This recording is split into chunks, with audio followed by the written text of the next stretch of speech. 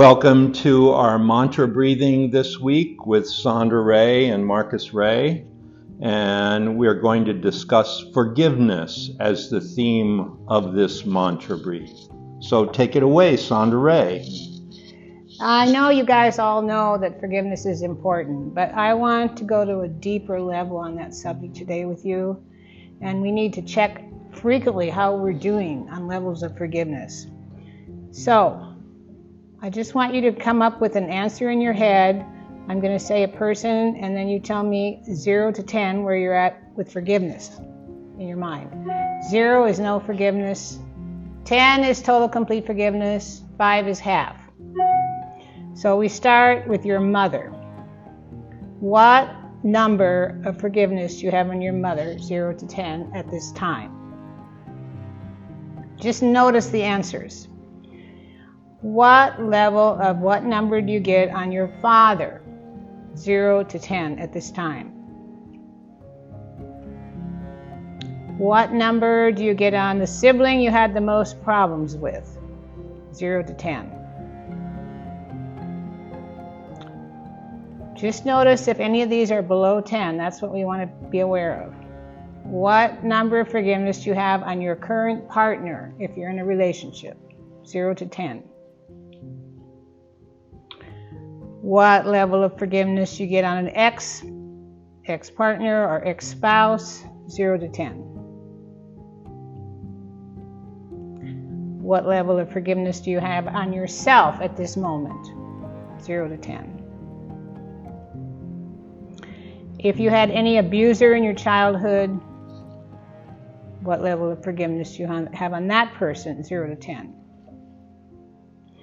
Also, if you had any traumatic incident in your childhood, what level of forgiveness do you have on that incident? And today I'm going to add the church, because personally I'm going through something about church dogma that screwed me up a lot, that I'm realizing that I've been stuck on. So I need to forgive the Lutheran Church and churches from many lifetimes when I was a very religious person, but the religious dogma was not right. And so I have to forgive the church. If you have had church brainwashing, what level of forgiveness do you have on the church? Now, if you're not at 10 on everything I just said, on everyone I just said, that means you're still angry. And this anger will hurt you. That's why we're checking today on this. The Course in Miracles says anger is never justified, because you're not a victim. You created everything that you're angry about. Okay, here's what Jesus says. To hold a grievance, which would be, if you're not at 10 on everybody, you're holding a grievance. To hold a grievance is to let the ego rule you and condemn your body to death. It actually says that people who die, they have never given up their grievances. And Jesus also says that holding a grievance is an attack on God's plan for salvation, and therefore you will be excluding yourself from salvation. So it's really not worth it to hang on to these grievances, because each grievance keeps you in darkness and will destroy your body. So when you're angry at someone, that's an attack. And, it's a psychic attack. And the Course in Miracles says anger is an attack, and attack is like murder. We may not realize how heavy that is, but when you're angry at someone, you're actually you're murdering them. So attack must be replaced by forgiveness, so that the thought of life can replace the thought of death. And without forgiveness, 100%, the mind is in chains. Now you might think, well, 8 points is pretty good out of 10. Yeah, well, that's better than 5, but it's still not good enough. Because what the Course says, if you haven't forgiven 100%, then you haven't forgiven at all. So they don't give you credit for being at 8 or 9. You have to be at 10 and 100% to have real forgiveness. So start breathing a lot more now and just look at what it is that keeps you from forgiving these people. Why are you hanging on to these grievances? And breathe it out. Now, forgiveness is differently described in the Course in Miracles. It doesn't first establish sin and then forgive it. You don't see what they did as a sin or make it real. You look beyond the error and you try to keep it unreal. And forgiveness actually recognizes that what your brother did never occurred. Now you say, well, that doesn't make sense. How can it never occur? Well, the ego actually is not real because the ego is a false self. Can you drink air conditioning? The ego is a false self that we made up to replace God, and the reason it's false is you can't replace God. You know, the ego actually, we believe it's real, but it's not, because it's based on separation, and there is no separation. So you could say forgiveness is selective remembering. I choose to remember the good things I got from this person. And one of my teachers in LA 10 years ago or 20 years ago, she said, you should have this attitude. Let me keep no records of wrongdoing. Now, we've had couples we work with, and they're still hanging on to some grievance that their mate did 5 years ago or 10 years ago, and they're not letting their mate forgive it. They keep bringing it up, getting even. They're keeping a record of wrongdoing. So if you want a relationship that works, you have to forgive constantly, moment by moment, in the moment. Then you can't keep any records of something they did and get even with them, months down the road. Now, forgiveness is a choice. People think, well, I can't forgive so-and-so. No, it's not that you can't, it's that you won't. So it's like a stubborn refusal. So forgiveness is a choice and it's a decision. So today, I want you guys to decide to forgive at 100% those people you got a low score on. And it's not that you can't, it's just a decision you have to make. And the forgiveness is for you to get free, for you to release the anger, for you to feel better. And the Course says perhaps you do not really see the role forgiveness plays in ending death. Forgiveness takes you past suffering and finally away from death. So one of the reasons people die is they never get off their grievances and they never get off their guilt. And if you missed my lecture on guilt a couple times ago, I think it was pretty deep. So it is recorded by Marcus, and you should really hear that if you missed that. It's on the YouTube station. On the YouTube station. So forgiveness is a release. There's no pain or illness forgiveness cannot heal. Most people that have pain and illness, they haven't forgiven something. So I actually just realized today that I was only at 9 on the church. So that's why I brought that up. I didn't know that till today. I was looking at that. Forgiveness will end all suffering and loss. So it's totally worth it to make this decision to forgive everything and everybody. Forgiveness removes the shadow of guilt and takes guilt away. Now, guilt is really treacherous. I mean, I've been noticing how I had an addiction to guilt, and I didn't even know it. I found out this after Marcus's brother-in-law died, and everybody was going through all kinds of guilt, and I didn't realize that I was addicted to guilt because the church said guilt is normal. You're born as a sinner. The original sin when you took a body, and therefore you can never heal the guilt, because if you're alive, somehow you're guilty because you took a body, because you're separated from God. You think you're separated from God when you took a body. So forgiveness will remove this guilt. If you don't forgive, you're still attacking. The Course says those who you don't forgive, you actually fear them.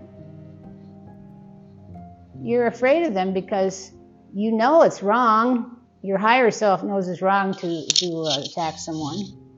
And then you're fearing retaliation. Forgiveness is the only road that leads out of disaster. And the Course is constantly saying that forgiveness is the key to happiness. So if you're not really happy all the time, you need to look at what you're not forgiving. Maybe you're just not even forgiving yourself. No one in whom true forgiveness rests can suffer. So if you want to stop suffering, then you better forgive everything. And forgiveness can be called salvation.